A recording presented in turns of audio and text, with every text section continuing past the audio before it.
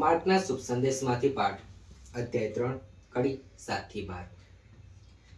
ઈસુ શિષ્યોની સાથે સરોવર તરફ ચાલા ગયા અને ગાલિલમાંથી પુષ્કળ લોકો તેમની પાછળ પાછળ ગયા। વળી યહૂદિયા, યરૂશાલેમ, અદોમ અને યર્દન પારના પ્રદેશમાંથી તેમજ તૂર અને સીદોન આસપાસના પ્રદેશમાંથી પણ પુષ્કળ લોકો ઈસુ શું કરે છે તેમની વાત સાંભળી તેમની પાસે આવ્યા।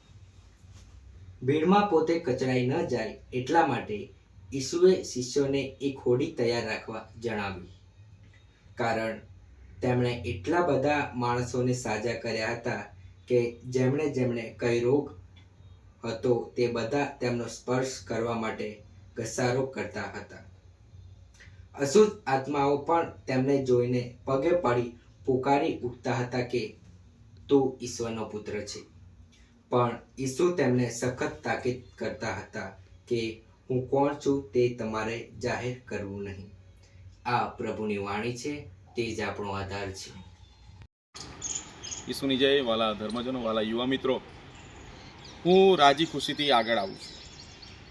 આ વાક્ય કદાચ તમે સાંભળ્યું હશે પુરોહિત દીક્ષાના સમયમાં, જ્યારે જે વ્યક્તિ પુરોહિત દીક્ષા લેવા જઈ રહ્યો છે એને નામથી બોલાવવામાં આવે છે અને એ વ્યક્તિ ધર્મજનોની વચ્ચેથી આગળ આવે છે।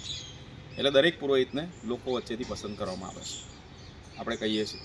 અને આજના પ્રથમ વાંચન પછીનું જે સ્તોત્ર છે, here I am to do the will of God, હું આવું છું પ્રભુ તમારી ઈચ્છા પૂરી કરવા માટે। આ બહુ અગત્યનું વાક્ય છે, દરેક પુરોહિત માટે તો ખરું, સાધ્વી માટે, દરેક ધર્મજન માટે।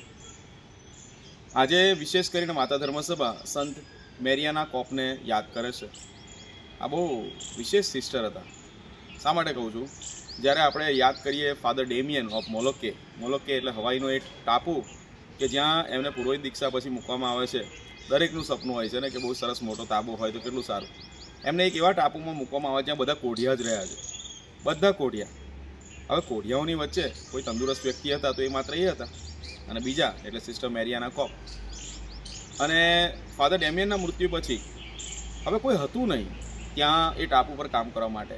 ત્યારે બિશપ જ્યારે સિસ્ટર મેરિયાના કોપને, ફ્રાન્સિસ્કન મંડળના સિસ્ટરને જ્યારે લેટર લખે છે ત્યારે એમનો જવાબ આ જ હોય છે, here I am, please send me. પોતે એ પ્રોવિન્શિયલ છે, પોતે એ સૌથી અગત્યના ઉચ્ચ હોદ્દા પર છે, અને ત્યાંથી એ 6 સિસ્ટરોને મોકલે છે અને પોતે ઉપરી હોવા છતાં એ પોતે જવા તૈયાર છે। એક શ્રેષ્ઠ લીડરશિપનું ઉદાહરણ આપે છે, સર્વન્ટ લીડરશિપ। આજના સમયમાં વાક્ય બોલાય છે, સર્વન્ટ લીડરશિપ। જ્યારે આજના શુભ સંદેશમાં આપણે સાંભળીએ છીએ કે એક માર્કના શુભ સંદેશ, સૌથી ટૂંકામાં ટૂંકો શુભ સંદેશ, જ્યાં ઈસુને જે કોઈ પણ સ્પર્શ કરે છે એમને સાજાપણું મળે છે, અને અશુદ્ધ આત્માઓ ઈસુને ઓળખી શકે છે કે આ તો ઈશ્વરનો પુત્ર છે। આશાના વર્ષમાં આપણને બહુ અગત્યનો આ શુભ સંદેશ છે, જે આપણને કહે છે આપણે કોની પાસે જવું જોઈએ। બધા બીમાર લોકો, અશુદ્ધ આત્માઓ સાથે વળગેલા લોકો પણ, મુશ્કેલીઓ સાથે ભરાયેલા લોકો પણ બધા ઈસુ જોડે ગયા, અને જેમણે જેમણે એમને સ્પર્શ કર્યો એ બધાને સાજાપણું મળ્યું। અને યશાયાનો ગ્રંથ આપણને સ્પષ્ટ કહે છે આશાના યાત્રીઓના વર્ષમાં કે જેઓ પ્રભુ પર આધાર રાખે છે તેમને પ્રભુ બળ આપે છે। તેઓ ગરુડની પાંખ ઉપર ઉડે છે પણ પડતા નથી, તેઓ દોડે છે પણ થાકતા નથી। આવો આપણે એ આધાર સાથે આપણું જીવન જીવીએ અને આપણી મુશ્કેલીઓ, તકલીફો, મુશ્કેલીઓ સાથે, વિટંબણાઓ સાથે પ્રભુને અર્પણ કરીએ, અને એ પ્રભુ છે જે આપણને એમાંથી મુક્ત કરશે। ઈશ્વરની જય।